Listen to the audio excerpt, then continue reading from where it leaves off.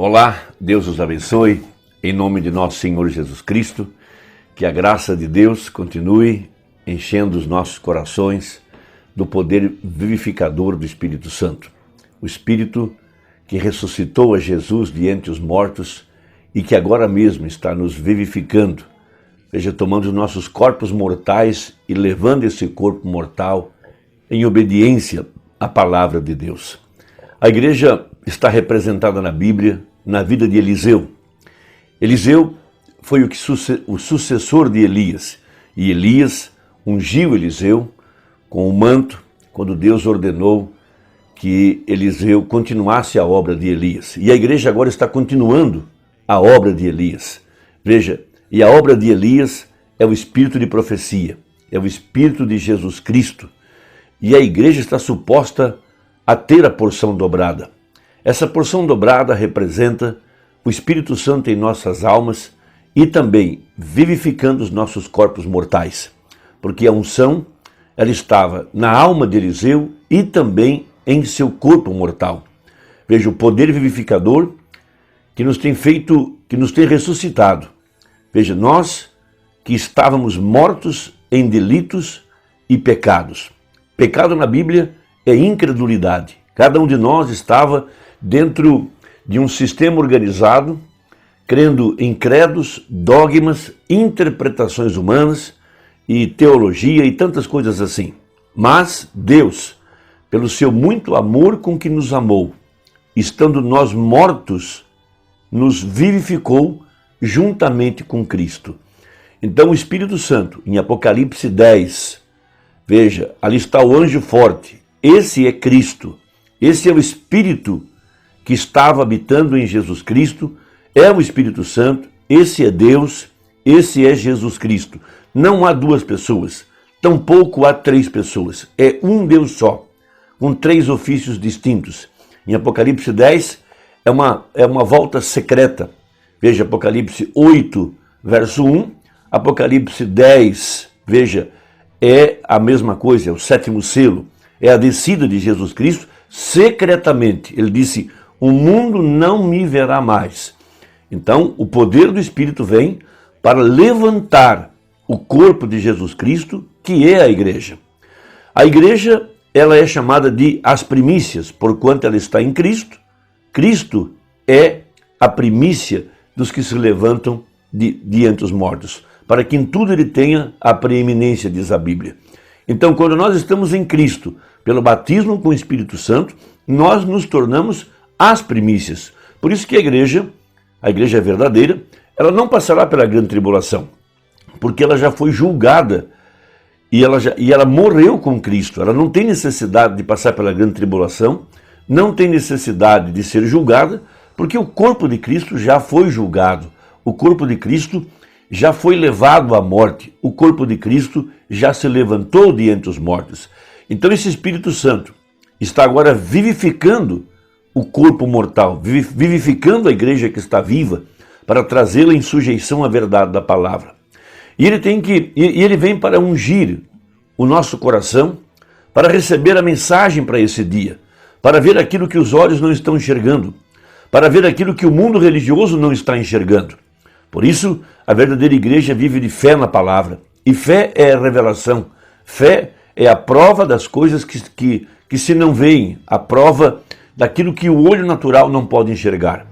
Então o eleito, o predestinado, aquele que é chamado por Deus, ele tem a graça de ser vivificado em seu corpo mortal para ver a descida do anjo forte. O mesmo Senhor descerá do céu com alarido. Essa é uma vinda secreta, primeiro através do seu profeta e agora através do corpo que é a igreja. Em Mateus capítulo 24, nós temos a seguinte escritura, 24, verso 29 e a seguir. E logo depois da aflição daqueles dias, o sol escurecerá e a lua não dará a sua luz.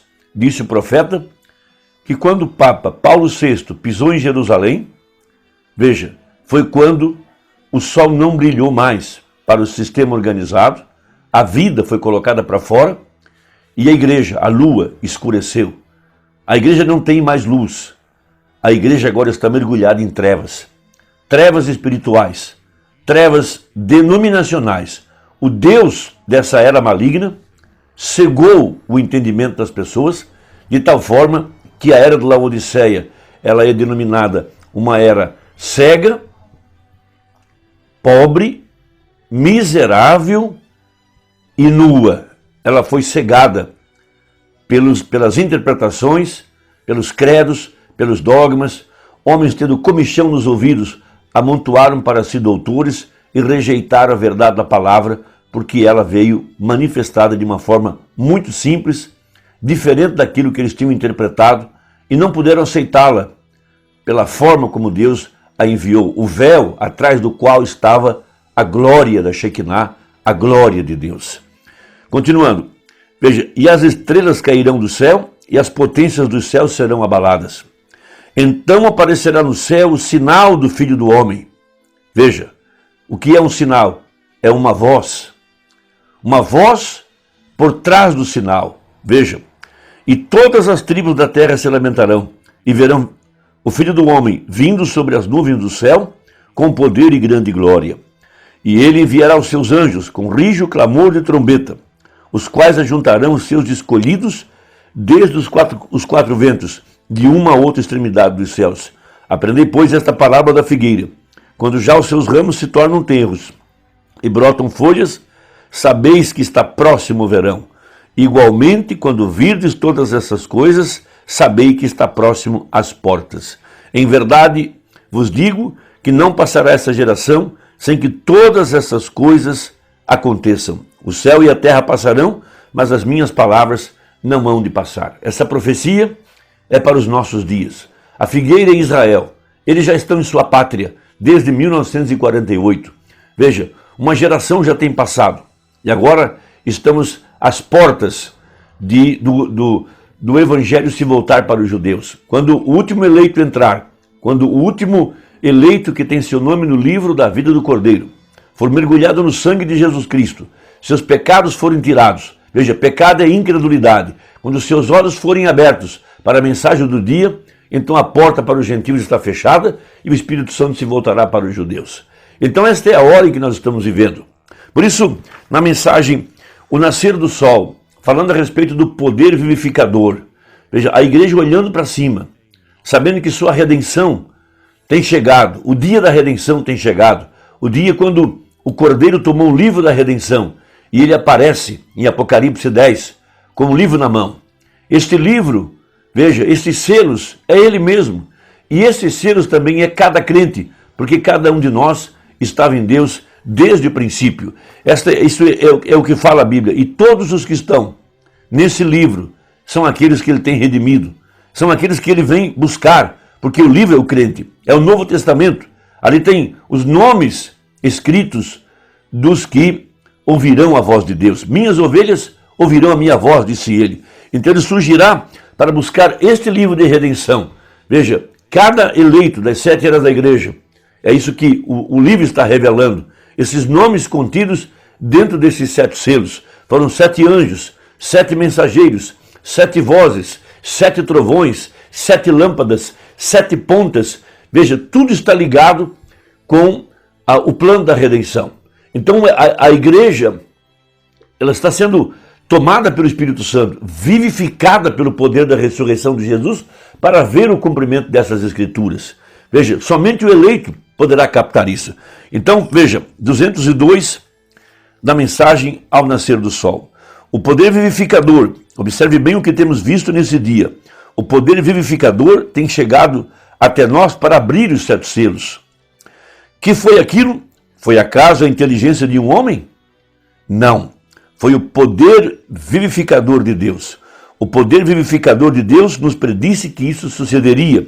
Ele pregou a mensagem: senhores, é este o tempo? Veja, o poder vivificador fez com que o mundo testificasse que isso é a verdade. O anjo do Senhor, esse é o anjo de Apocalipse 10, veja, é o mesmo anjo que guiou Israel, o mesmo anjo que veio a Paulo, o mesmo anjo que tirou Pedro da prisão. Veja, o qual lhes tenho dito que está nessa coluna de fogo.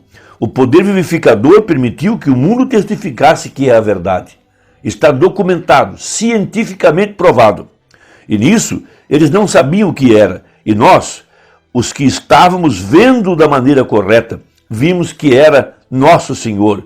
Veem vocês? Foi Ele quem abriu esses selos. Ele é esses selos, porque toda palavra é Cristo, e Cristo é os selos que foram abertos. Então, que foi a abertura dos selos? Foi a revelação de Jesus Cristo. Os mesmos 7 anjos representam as 7 igrejas. Tudo foi completo, e nós nem o podíamos entender. Foram aqueles os que tiraram a fotografia, não fomos nós. E ali está ele parado, o juiz supremo, mostrando que ele é o alfa, o ômega, o princípio e o fim. Que tremenda identificação. Ali está Apocalipse 1,14. Ele vem agora para um julgamento. Veja, os juízes da antiguidade colocavam a peruca branca para trazer o julgamento. E o julgamento, de acordo com Ezequiel, começa pela casa de Deus. Por isso que a morte espiritual tem atingido todo o sistema religioso. E esse sistema religioso é representado na Bíblia pelo cavalo amarelo em Apocalipse capítulo 6. E o cavaleiro que monta esse cavalo é chamado de morte. E morte se soletra denominação. E também é chamado de Babilônia em Apocalipse capítulo 13 e capítulo 17. Babilônia significa a confusão religiosa. Babilônia originou-se do nome Babel, da Torre de Babel, quando Nimrod quis fazer um caminho até os céus para livrar-se do julgamento. É o que a religião tem se proposto. Veja, livrar o homem do julgamento que está proposto. Mas a única coisa que pode livrar o homem é a morte de Jesus no Calvário, o batismo com o Espírito Santo, ter seu nome no livro da vida do Cordeiro, ser eleito, ser escolhido, e agora recebendo a mensagem para o dia final, a mensagem do 7º anjo, porque onde estiver o corpo, ali se ajuntarão as águias. Irmão, Deus te abençoe. Vamos trabalhar juntos, vamos dar as mãos, vamos em busca do último eleito. Compartilhe essa mensagem. E que Deus te abençoe e até a próxima, se Deus quiser, em nome de Jesus. Amém.